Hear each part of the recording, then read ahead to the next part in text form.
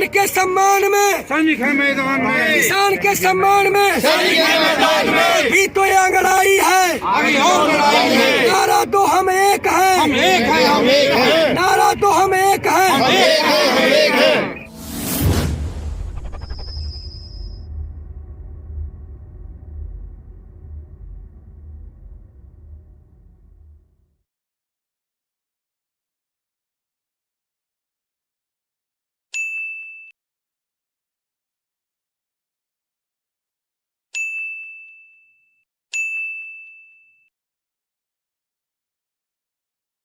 आदाब।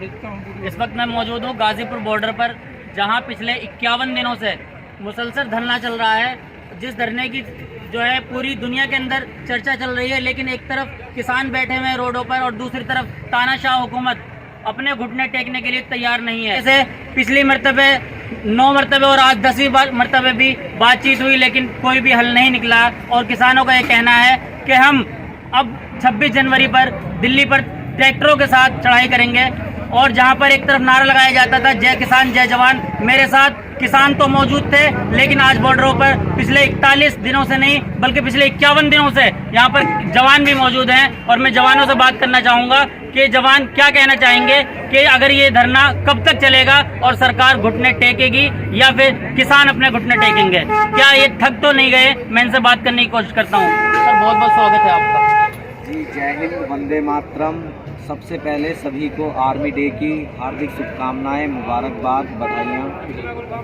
जी देखिए, ना किसानों का हौसला कम हुआ है और जवानों का हौसला तो आपको पता ही है, सभी को पता है पूरे देश को कि जवानों में कितना हौसला है। देखिए, अगर हौसला किसी का टूटेगा तो वो सरकार का टूटेगा, क्योंकि सरकार तानाशाह है। तो तानाशाह पूर्ण रवैया नहीं चलेगा। ये लोकतंत्र है, इसमें हमेशा तंत्र को लोक की बात माननी ही पड़ेगी।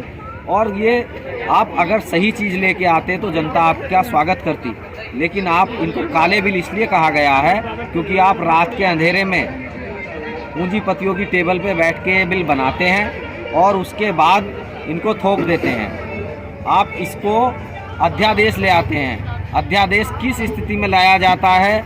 आपने सारी मर्यादाएं, संसद की भी सारी मर्यादाएं आपने भंग कर दी और आप अध्यादेश ले आते हैं। अध्यादेश लाने के बाद आप उसमें प्रश्नकाल नहीं होने देते और प्रश्नकाल खत्म कर देते हैं, ध्वनि मत से इसको पारित करा देते हैं। तो ये तानाशाही अब नहीं चलेगी। पूंजीपतियों से आपकी दोस्ती है तो उसका हर खामियाजा आप भुगतो, जनता क्यों भुगतेगी?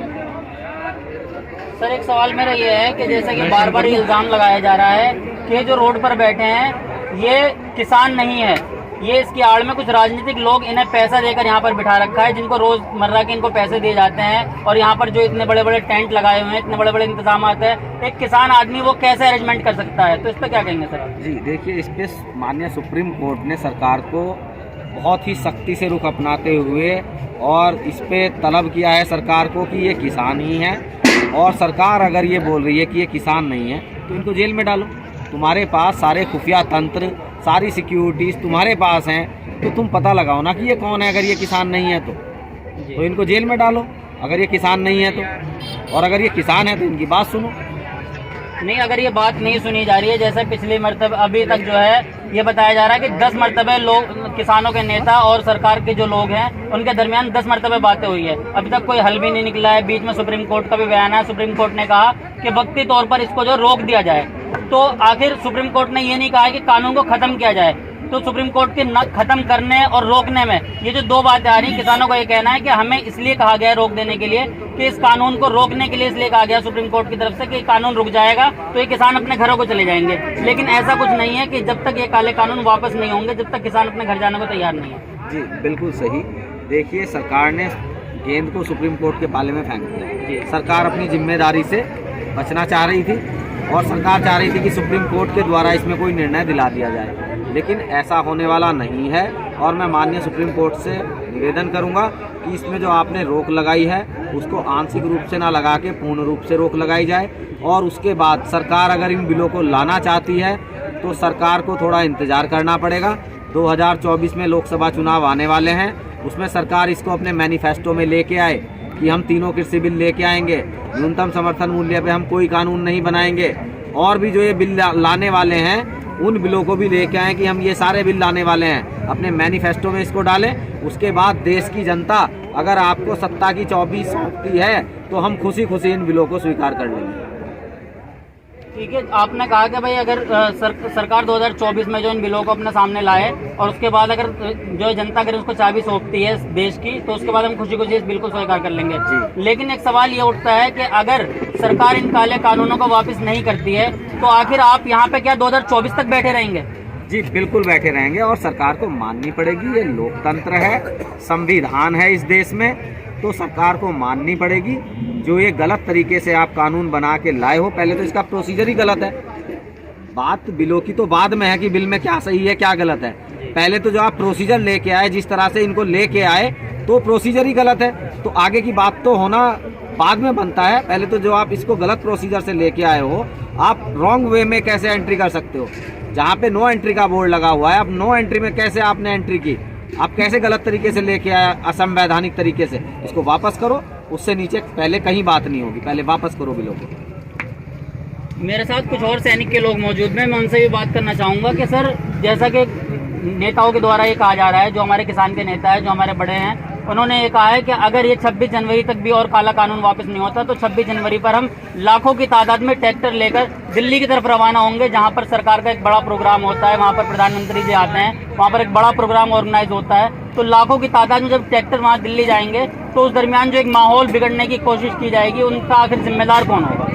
बिल्कुल सरकार होगी। माहौल बिगाड़ने की तो हम कभी भी नहीं कोशिश करेंगे, ना जवान कोशिश करेगा, न किसान को कोशिश करेगा। हम पूरे सरकार को ये चाहिए कि सभी के लिए व्यवस्था बनाए, क्योंकि जितना जब लोकतंत्र बड़ा, सबसे बड़ा लोकतंत्र है, यहाँ सरकार की जिम्मेदारी बनती है कि अभी भी टाइम है और नहीं जाता था 1-2 करोड़ लोगों के लिए व्यवस्था बनाए कि सभी लोग जा सकते हैं। ये कोई जरूरी नहीं है ना कि सिर्फ नेता और जो है कि अभिनेता और जो है कि वहाँ जो उनके बड़े बड़े आदमी पूंजीपति हैं वही जाए। जवानों और किसानों का भी हक बनता है कि वहाँ जाए। ठीक है, अगर जो हमको वहाँ राजपथ पर नहीं जाने देते हो तो हमको संसद में जाने दो, लेकिन दोनों में से एक जगह जरूर जाएंगे, या तो संसद में जाएंगे या तो राजपथ पर जाएंगे, जहाँ वो तय कर लें कि कहाँ पर वो रहेंगे और कहाँ पर हम रहेंगे। हम ज़्यादा दिन तक यहाँ रोड पर नहीं बैठेंगे, यहाँ से जरूर जाएंगे ही जाएंगे। और रह गई बात, आप बोले थे काले बिल लाए हैं, ये काले लोग जो है ना, काले दिल वाले, काले मन वाले, काले बिल लाएंगे, गोरे बिल तो ला ही नहीं सकते। तो इनका जो मनसा जो है वो बिल्कुल ही काला है।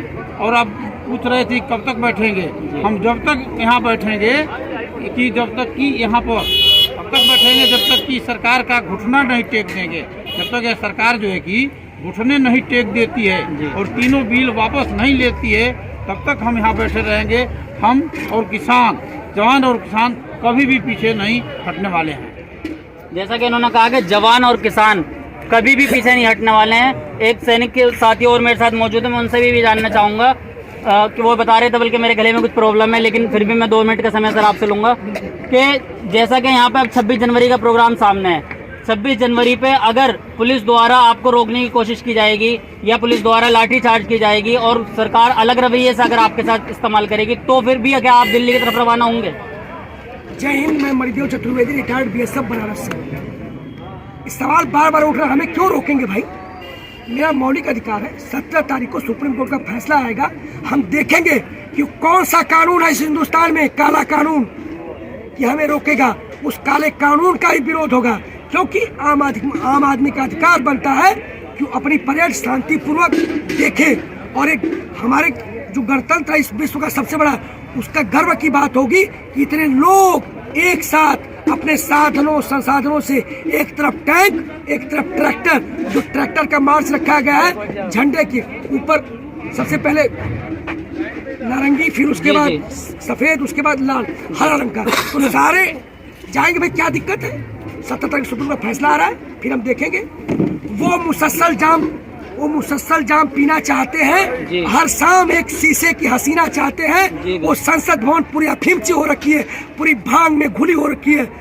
इन लोगों के आर्तनाद जो आज रोड पे पड़े हुए हैं, जिसको पिकनिक कहते हैं, रोडों पे पड़े हुए हैं, ये पॉलीथीन के बैगों में रहते हैं। जनाब दिखाए, जब पानी इसमें पड़ता है तो पानी इनके टेंटों में घुसता है।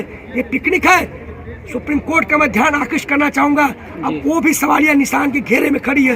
आप कहते हैं बूढ़े बूढ़े और महिलाएं बच्चे घर चले जाए, यहाँ से पूरा परिवार आया है, वो बूढ़े और जो बच्चे हैं वो किसके सहारे रहेंगे? क्यों नहीं इस समिति की बात कर रही है? क्यों नहीं कर रही कि आप इसको बिल को वापस लें? जो एक स्वस्थ लोकतंत्र की परंपरा है कि आप सबसे चर्चा करें, परामर्श करें, किसानों से पूछें, किसान नेताओं से पूछें, कृषि वैज्ञानिकों से पूछें, सबसे चर्चा करें और उसके बाद सदन में रखें, दोनों सदनों में बहस हो। आखिर क्या जरूरत थी कि रात के अंधियारे में इस काले कानून को लाना पड़ा? निश्चित रूप से संदेह के दायरे में है वो समिति नहीं, ये तो चूहे बिल्ली का खेल है और हम बिल्कुल बर्दाश्त नहीं करेंगे और इसको जल्द से जल्द वापस लें। जब तक बिल वापसी नहीं, घर वापसी नहीं।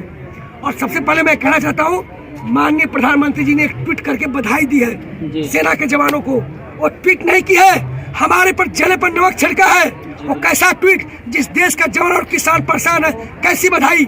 आप बैठ के हमारे पैसों से पूरी मलाई खाते हैं, हवाई यात्रा करते हैं, संसद में गर्म पानी से नहाते हैं, गाड़ी से घूमते हैं, कैसी बधाई? यहाँ लगभग 70 से 75 किसान शहीद हो गए, आपकी एक आंसू के बूंद श्रद्धा तक नहीं निकली। आप कहते हम नेता है। कौन से नेता? कैसे नेता? कौन से संसद? कैसी संसद? हमें क्या मिला? 52 से लेकर अभी तक हम रोड पे पड़े हुए हैं। अब सत्ता परिवर्तन नहीं, सत्ता परिवर्तन के साथ व्यवस्था परिवर्तन होगी। हम वो तंत्र विकसित करेंगे कि हम जब चाहेंगे उनको वापस खींच लेंगे। सरफरोशी की तमन्ना अब भी हमारे दिल में, आंखों में देखिए, देखना है जोर कितना 5वें कातिल में है। जय जवान, जय किसान। आपने जब एक क्वेश्चन किया था कि सरकार बोल रही है कि यहाँ पर अलगाववादी, उग्रवादी और क्या क्या मतलब खालिस्तानी, पाकिस्तानी टुकड़े गैंग यहाँ पर है।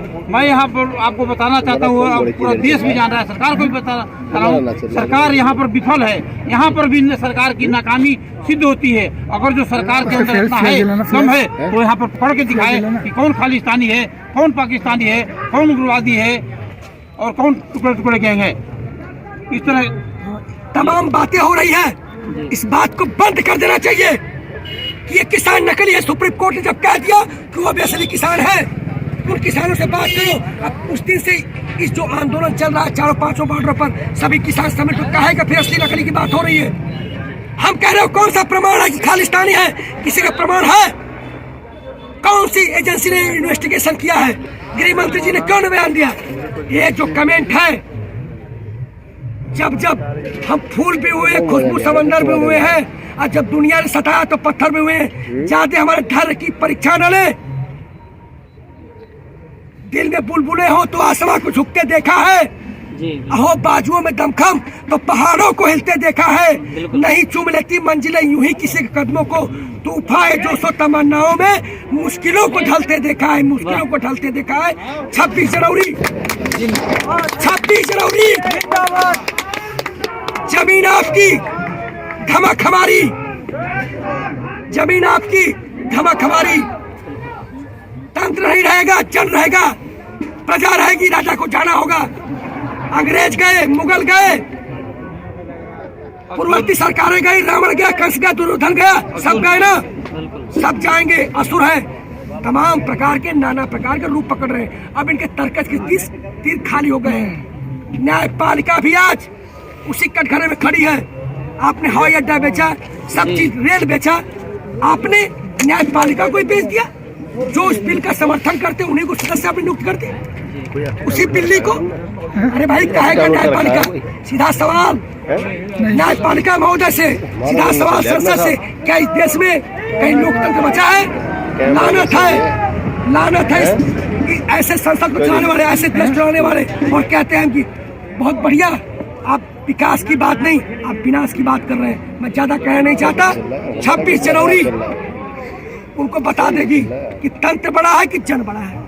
जय हिंद, जय भारत। मैं सीधा जवाब देना चाहता हूं उनको कि जिस तरह से वो बिना सबूत के यह बोल रहे हैं कि यहाँ खालिस्तानी है, यहाँ पाकिस्तानी है, यहाँ टुकड़े टुकड़े गए हैं, मैं चैलेंज के साथ बोलता है कि वो खुद खालिस्तानी है, खुद पाकिस्तानी है और खुद टुकड़े टुकड़े गए हैं। नहीं तो सबूत के साथ दिखाएं। और भारत माता की, भारत माता की जय। जवान, जय किसान, जय जय जवान जय किसान। किसान के सम्मान में, सैनिक है मैदान में, किसान के सम्मान में, सैनिक है मैदान में, भी तो ये अंगड़ाई है, अभी और लड़ाई है। नारा तो हम एक है, हम एक है, हम एक है, नारा तो हम एक है। हम एक है, हम एक है।